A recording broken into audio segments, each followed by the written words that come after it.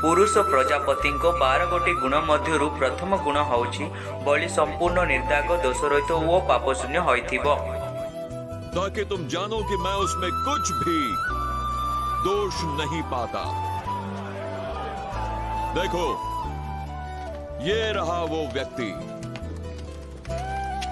तब यीशु कांटों का मुकुट और बैंगनी वस्त्र। पुरुष प्रजापति द्वितीय गुण हेउछि से निजर लोकंक द्वारा परित्याक्त होइथिबे। तब पिलातुस ने यीशु को क्रूस पर चढ़ाने उन्हें सौंप दिया। तब पिलातुस ने यीशु को क्रूस पर चढ़ाने उन्हें सौंप दिया।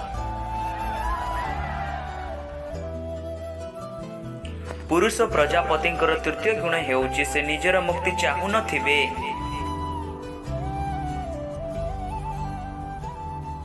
और फिर किले के भीतर जाकर यीशु से पूछा, तू कहां से आया है? परंतु यीशु ने उसे कुछ भी उत्तर नहीं दिया।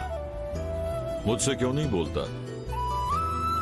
याद रख, मेरे पास तुझे छोड़ देने का या फिर तुझे क्रूस पर चढ़ाने का अधिकार है। तेरे पास मुझ पर अधिकार। पुरुष प्रजापति चतुर्थ गुण हेउछि बलिदान स्तंभरे ताहांको दृढ़ रूप से बंधा जीव।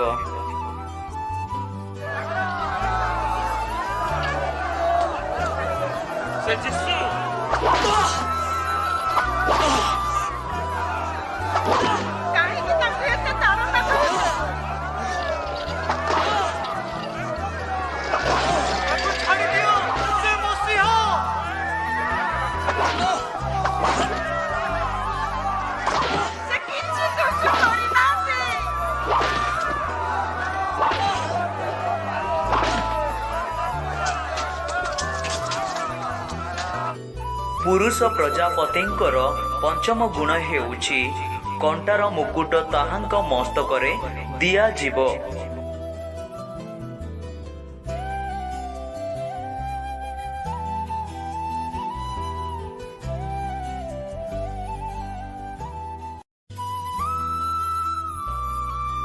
पुरुष प्रजापति षष्ठ गुण हेउछि रक्त बोही जीवा पर्यंत ताहार चारि पादरे कंटा विध करा जीव।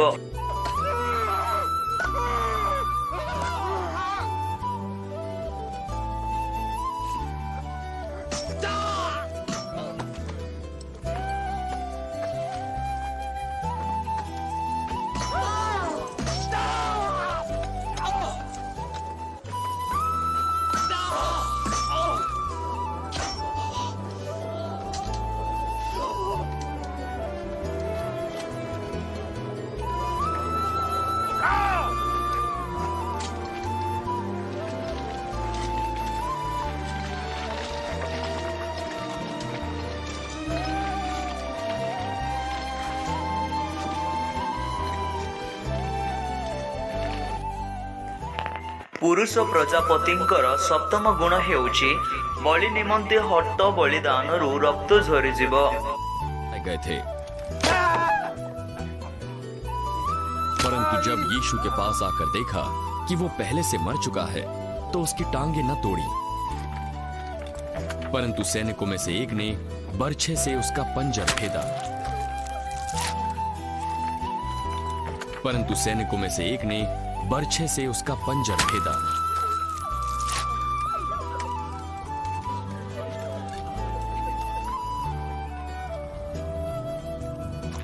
और उसमें से तुरंत लहू और पानी निकला।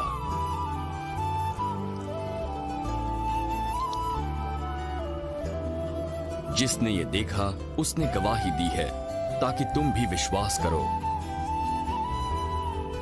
उसकी गवाही सच्ची है और वो जानता है। पुरुष प्रजापति अष्टम गुण हेउछि ताहांको समरस पान करिबाकु दियाजिव।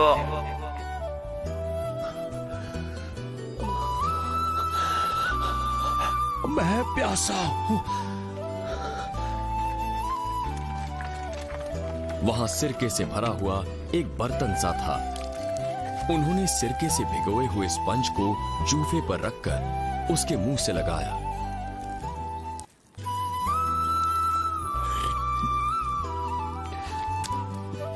यीशु ने सिरका पिया।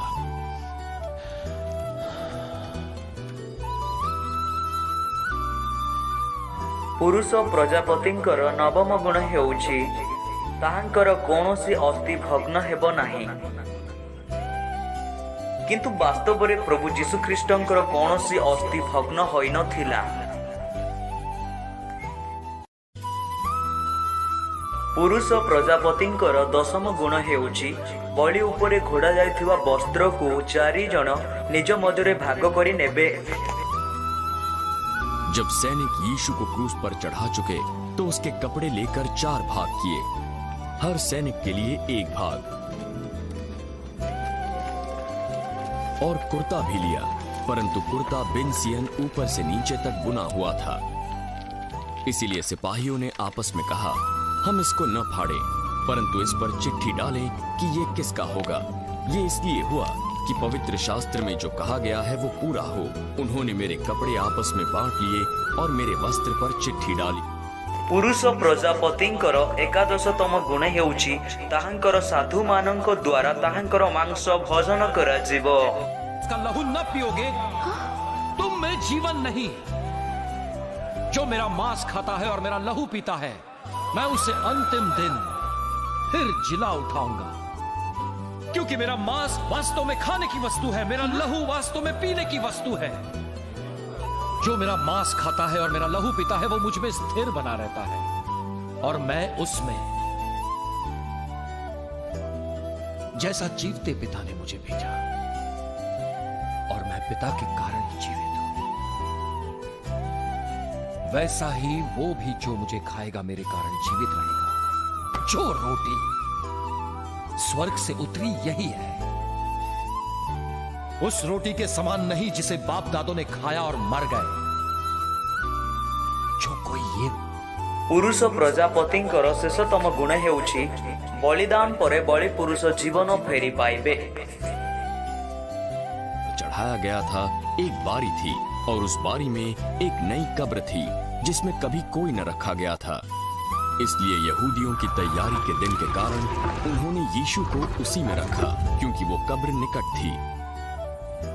रविवार की सुबह मरियम मगदलीनी भोर के अंधेरे में कब्र पर आई और पत्थर को कब्र के मुंह पर से हटा हुआ देखा।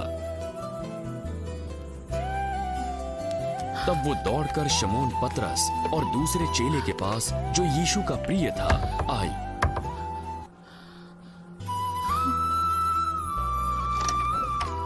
वे प्रभु को कब्र में से निकाल ले गए हैं और हम नहीं जानते कि उन्हें कहां ले गए हैं।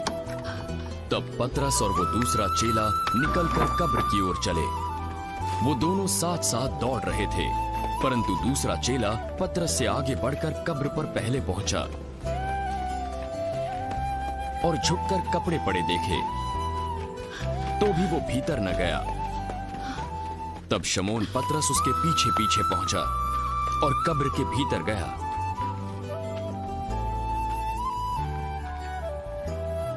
और कपड़े पड़े देखे और वो अंगोछा जो यीशु के सिर से बंधा हुआ था, कपड़ों के साथ नहीं परंतु अलग से लिपटा पड़ा था। तब दूसरा चेला भी जो कब्र पर पहले पहुंचा था भीतर गया और देखकर विश्वास किया। वे तो अब तक पवित्र शास्त्र की बात न समझे थे कि यीशु मरे हुओं में से जी उठेगा। तब वे चेले अपने घर लौट गए, परंतु मरियम रोती हुई कब्र के पास ही बाहर खड़ी रही और रोते रोते कब्र की ओर झुककर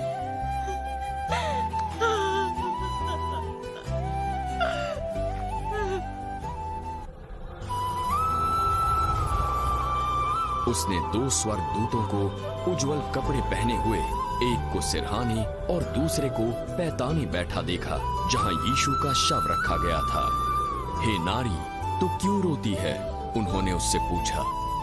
वे मेरे प्रभु को उठा ले गए और मैं नहीं जानती उसे कहां रखा है। ये कहकर वो पीछे मुड़ी और यीशु को खड़ा देखा, पर न पहचाना कि ये यीशु है। हे नारी, तू क्यों रोती है? और तू किसको ढूंढती है? उसने यीशु को माली समझा तो उसको उत्तर दिया, यदि तूने उसे उठा लिया है तो मुझे बता कि उसे कहाँ रखा है और मैं उसे ले जाऊंगी।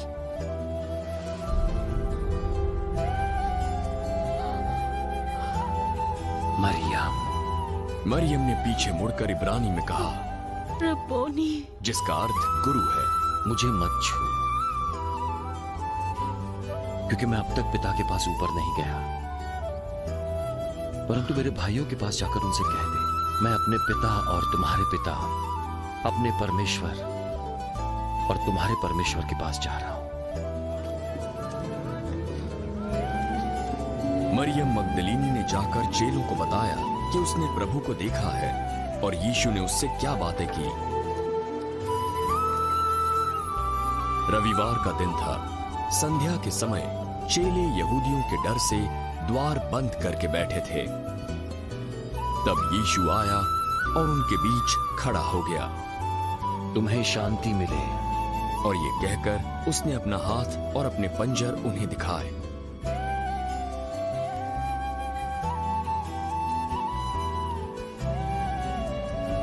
तब चेले प्रभु को देखकर आनंदित हुए। यीशु ने फिर उनसे कहा, तुम्हें शांति मिले। जैसे पिता ने मुझे भेजा है वैसे मैं तुम्हें भेजता हूं।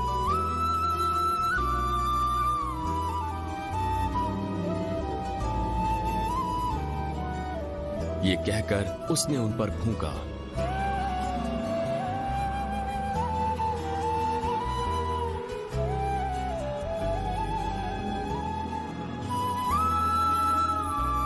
पवित्र आत्मा लो। जिनके पाप तुम क्षमा करो वे उनके लिए क्षमा किए गए हैं। जिनके तुम रखो वे रखे गए हैं।